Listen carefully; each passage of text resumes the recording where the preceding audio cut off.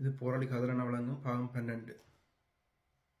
பொட்டமான மயிர் என்று சொன்னதுக்கே ஒரு கேள்வியும் கேட்கிறது. வேறு பல பிரச்சனைகளுக்கும் மௌனமாக தான் இருக்கிறோம். இந்த அமைப்பு இங்கே இருக்கிறதெல்லாம் ஒரு அமைப்பும் கேள்வி கேட்ட மாதிரி எனக்கு தெரியல இந்த விடயத்துல. இல்ல, நான் அதான் சொன்னேன். இப்போது சீமான் அண்ணை என்று சொல்லிக் கொண்டு திரியும் ஒரு சிலர் ஊடகங்களிலும் சரி, அல்லது இணையதளங்களிலும் சரி, அல்லது மனதளவிலும் சரி, உங்களுக்காக மடிந்த அன்னைகள், அக்காக்கள், தங்கைகள், தம்பிகள் இங்கே நிறைய பேர் இருக்கிறார்கள். முதலில் நீங்கள் அவர்களை நேசிக்க கற்றுக்கொள்ளுங்கள். அதன் பின் இது யாருடைய குரல் என்பதை யோசிங்கள். முதல் நான் சொல்ல விரும்புவது என்னென்றால், பொட்டுவம்மான் அவர்களை விமர்சித்த அந்த குரல், அது அவருடைய குரல் இல்லை என்று பதிவிடும் முன் நாங்கள் எப்படி பதிவிட வேண்டும்? ஒரு மனிதன், எங்களுடைய பூர்வீகம், எங்களுடைய மண், எங்கள் மாவீரர், வாழ்க்கை தியாகம் என்பது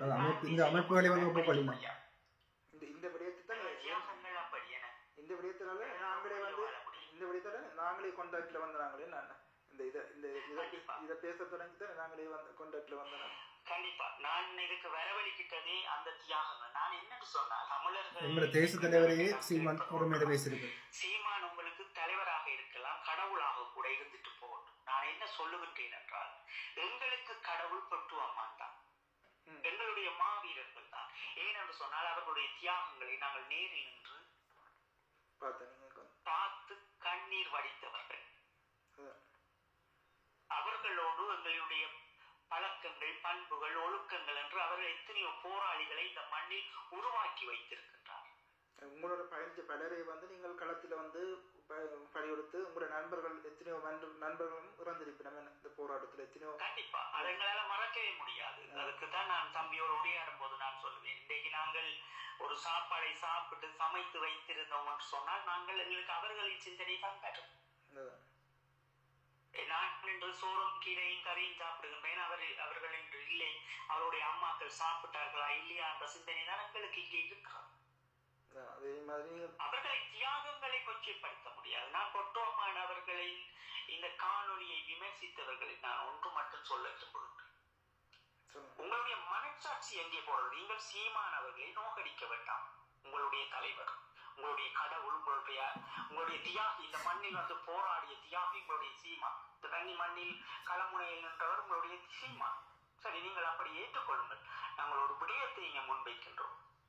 இந்த பொட்டுவம்மான் அவர்களை ஒரு ஏளன வார்த்தைகளை கேட்கின்ற போது உங்களுடைய பதிவு எப்படி இருக்க வேண்டும்? நாங்கள் இந்த பதிவை வன்மையாக கண்டிக்கின்றோம். ஆனால் இது சீமானை விமர்சிப்பவர்கள் செய்திருக்கின்றார்கள் என்று கேட்கும் போது மனம் ஓரளவாவது சாந்தி அடையும். இந்த இடத்தில் தான் நான் ஒட்டுமொத்த ஒரு சில தமிழர்களை முற்றாக நான் வெறுக்கின்றேன்.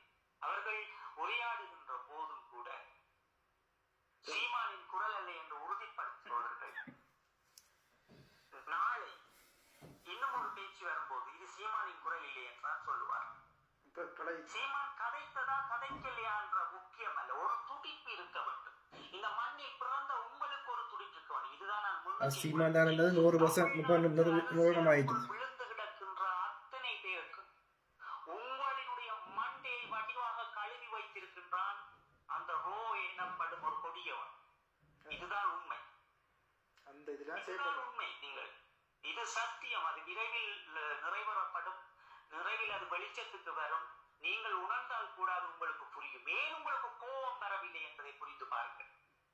பொட்டுவம்மான் என்கின்ற ஒரு போராளி, ஒரு தியாகி, தன் வாழ்நாள் உங்களுக்காக அர்ப்பணித்த ஒரு மனிதரை அப்படி பேசும்போது உங்களால் கொந்தளிக்க முடியவில்லை, அல்லது உங்களால் ஒரு பதிவிட முடியவில்லை.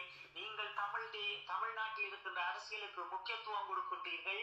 அவர் ஏதோ கடவுள் போல் நீங்கள் அவரை வைத்திருக்கின்றீர்கள் என்று உங்களுடைய மண்டையை எப்படி அந்த ரோ கழுவி இருக்கிறது என்பதை மட்டும் சிந்தி.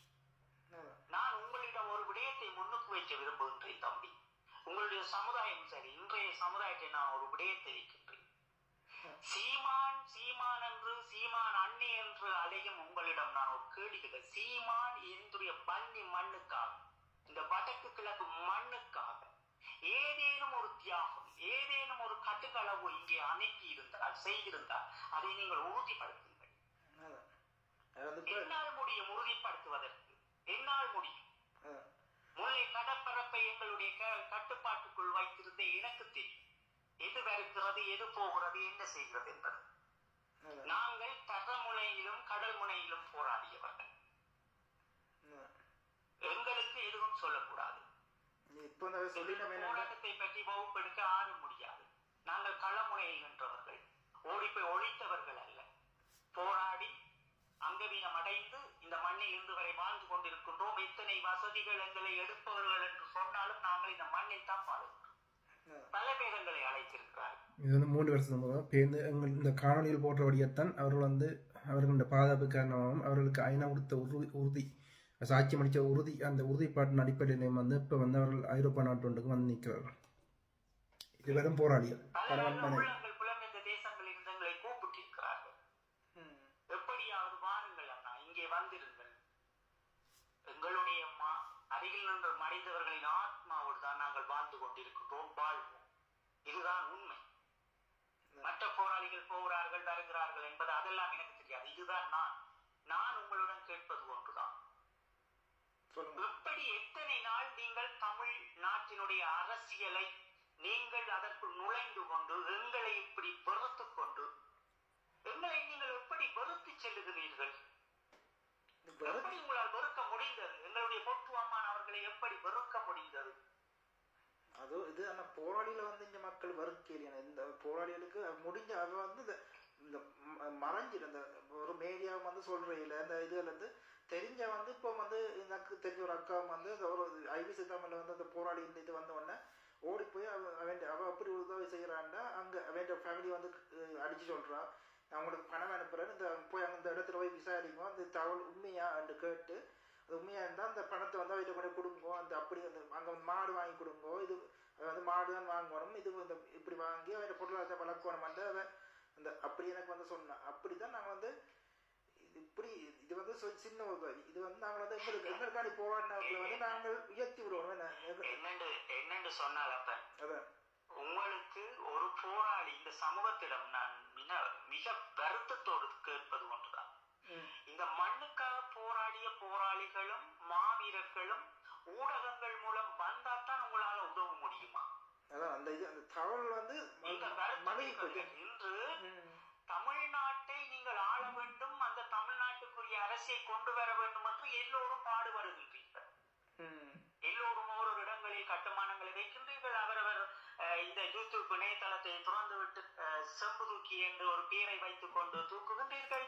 ஒரு உண்மையான போராளி ஒரு மனக்குமுறலோடு கதைத்தால் அவருக்கு நீங்கள் சிங்கள கைகூலி என்கிறீர்கள். உங்களுக்கு யார் அந்த அதிகாரம் கொடுத்தார்கள்?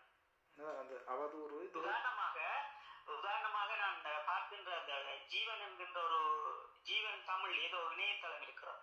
அந்த ஊடகங்களில் அவர் போன்றவர்கள் சீமானுக்கு ஆதரவாக பேசுகின்றார்கள். அவர் ஆதரவாக பேசுபவர் யார் என்பதை முதல் இந்த சமூகம் புரிந்து கொள்ள வேண்டும். அதான் அது அந்த இது சீமானே யாருன்னு தெரியாம தான் இவன் நாங்களே சப்போர்ட் பண்ணி கொண்டு இருந்திருக்கோம். இப்பதான் எங்களோடு சில முரண்பாடுகள் இருந்தது. தமிழ் தேசியத்துக்குள் இருப்பவர்கள் யார் என்று.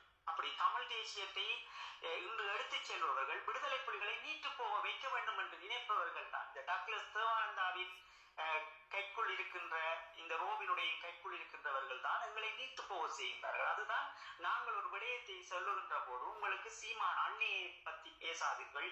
சீமான் அண்ணி என்றால் சீமான் அண்ணியை விட இந்த களமுனையில் நின்று செத்தம் சிந்தி எங்களுடைய வாழ்வு இளமை காலங்களை தொலைத்தவர்கள் நாங்கள். எங்களுக்கு இல்லாத உரிமை இந்த வன்னி மண்ணில் இல்லாத உரிமை யாருக்கும் அல்ல. இது அதுல வந்து நாங்கள் கேட்டு வந்து 8 மாதத்துக்கு மேல கேட்டுக்கொண்டிருக்கேன். அதுக்கு வந்து எனக்கு வந்து வேற அவதூறு என்னன்னா, நீ வந்து டிஎன்கே கைகூலி சங்கி மோடிட்ட காசு வாங்கிட்ட, ஏடிஎங்கிட்ட காசு வாங்கிட்ட, ஸ்ரீலங்கா ராயபக்சட்ட காசு வாங்கிட்ட, கருணாட்ட காசு வாங்கிட்ட, டக்ளஸ் வாங்கிட்ட, டக்ளஸ் இது 200 ரூபி இப்படி வந்து அந்த போராட்ட காலத்துல வெளிநாட்டு டிவையோட எங்கட இதுக்கு பொறுப்பா இருந்த என்னையே வந்து இப்படி கேள்வி கேட்டு இதன் என்ன பண்ணிட்டா வேண்ட சிந்தனை தான் எப்படி இருக்காண்டு அதாவது ஓரளவுக்கு இப்படி சொல்லும் போது வந்து கடைசியாக வந்து நான் அவைக்கு வெளியிறது ஏதாவது ஒரு ஒரு இவ்வளவு அவதூறு சொல்றீங்க, இவ்வளவு ஃபேக் அவுக்குன்னு வந்து அவதூறு சொல்றீங்க, ஒரு இதாவது முடிவு செய்யுங்க செய்யற